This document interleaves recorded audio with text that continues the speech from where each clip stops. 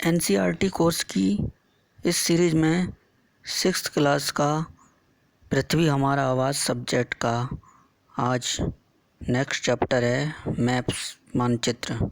जैसा कि मानचित्र के बारे में आपने बुक्स में डिस्क्रिप्शन में पढ़ ही लिया होगा।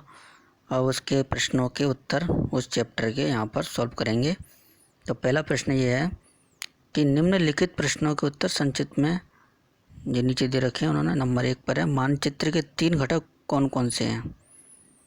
तो पहला है दूरी, दिशा और प्रतीक, जिस मानचित्र के 3 घटक हैं।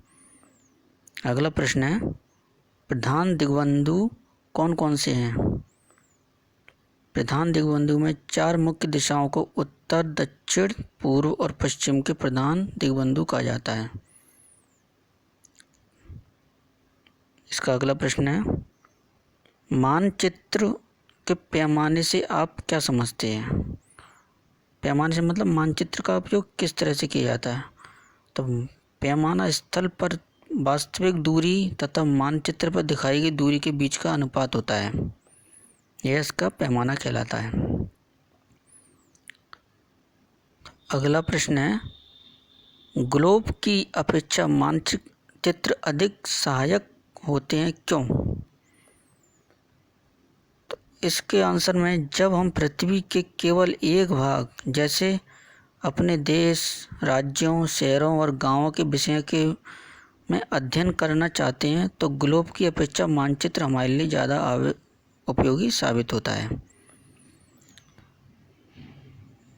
अगला प्रश्न है मानचित्र और खाका के बीच अंतर क्या है। तो मानचित्र और खाका में अंतर तो बहुत है, लेकिन मुख्य अंतर यह है कि मानचित्र जैसे यह नंबर 1 पर यह पृथ्वी की सतह पर या इसके एक भाग का पैमाने के माध्यम से चपटी सतह पर खींचा गया चित्र है।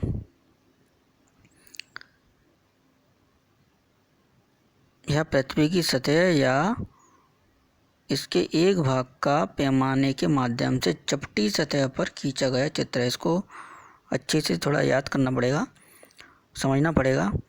और खाका इसके विपरीत खाका का जो है यह एक छोटे क्षेत्र का बड़े पैमाने पर खींचा गया रेखा चित्र है।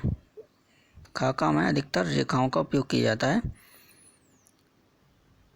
ये तो दोनों में पहला अंतर हुआ। दूसरा है मानचित्रों से बहुत ज़्यादा जानकारियाँ प्राप्त नहीं होती हैं और खाका वे जानकारियाँ मिलती हैं जिन्हें हम कभी कभी जानना चाहते हैं। तो ये तो खाका और मानचित्र में दूसरा मुख्य अंतर हुआ।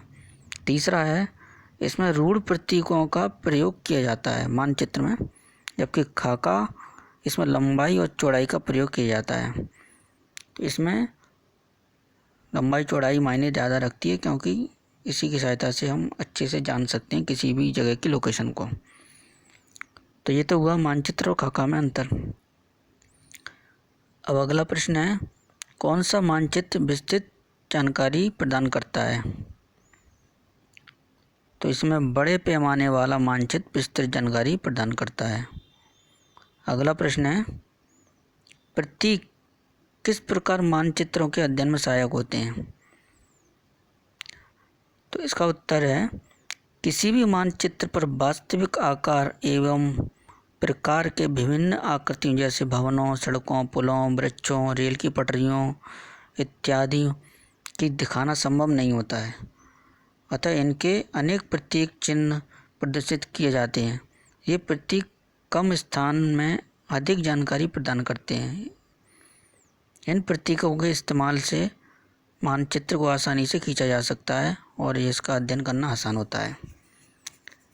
तो जैसे अभी कभी आपने किसी बुक्स में, एटलस की बुक्स में भी देखा होगा कि मानचित्रों में ये प्रतीकों के द्वारा ही इसको समझाया जाता है। रोड या घर या गार्डन, इस तरह की चीज़ें, पानी, उनको कलरों और उनको साइन के माध्यम से ही उसमें प्रदर्शित किया जाता है समझने के लिए। अब इसमें सही आंसर छांटना है अपने को।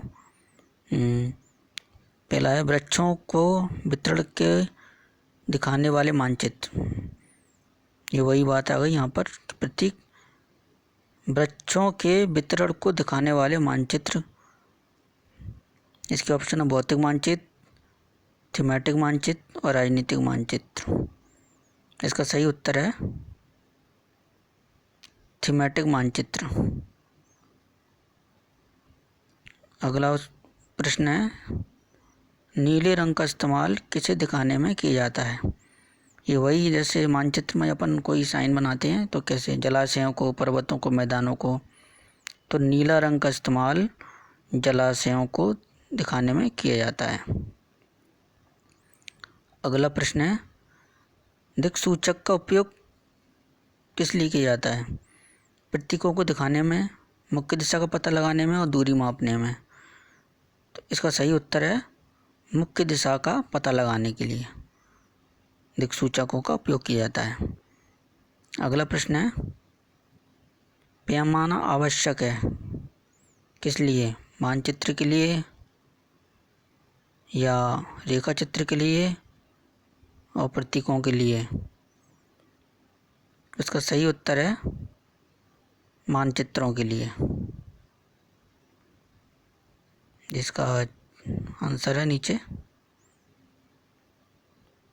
पैमाना मानचित्रों के लिए आवश्यक है। अब कुछ अदर टाइप के प्रश्न हैं। अपनी कक्षा के कमरे का रेखा चित्र खींचें तथा उस कमरे में रखे सामान, शिक्षक की मेज, ब्लैक बोर्ड, डेस्क, दरवाज़ा और खिड़कियों को दिखाएं।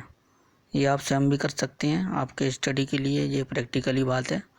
आप जहाँ बैठे हैं वहाँ के रूम का नक्शा बना के आप खुद की लोकेशन, दरवाजे, खिड़कियों का संग्रह कहाँ पर क्या है उस हिसाब से बता सकते हैं। इससे आपको पता चलेगा। इसी तरह से ये एरिया लार्ज होता चला जाता है। आप किसी मोहल्ले का कर सकते हैं, किसी शहर का कर सकते हैं। और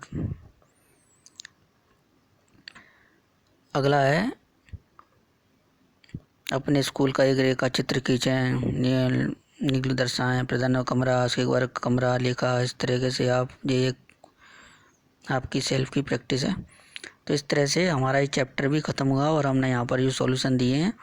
उम्मीद है कि आपने अच्छे से समझे होंगे और अच्छे से पढ़ाई करेंगे। और इस तरह से अब मिलते हैं अगले प्रश्न के आंसरों के लिए अगले चैप्टर में। तो नेक्स्ट वीडियो के लिए अगला चैप्टर देखते हैं। ठीक।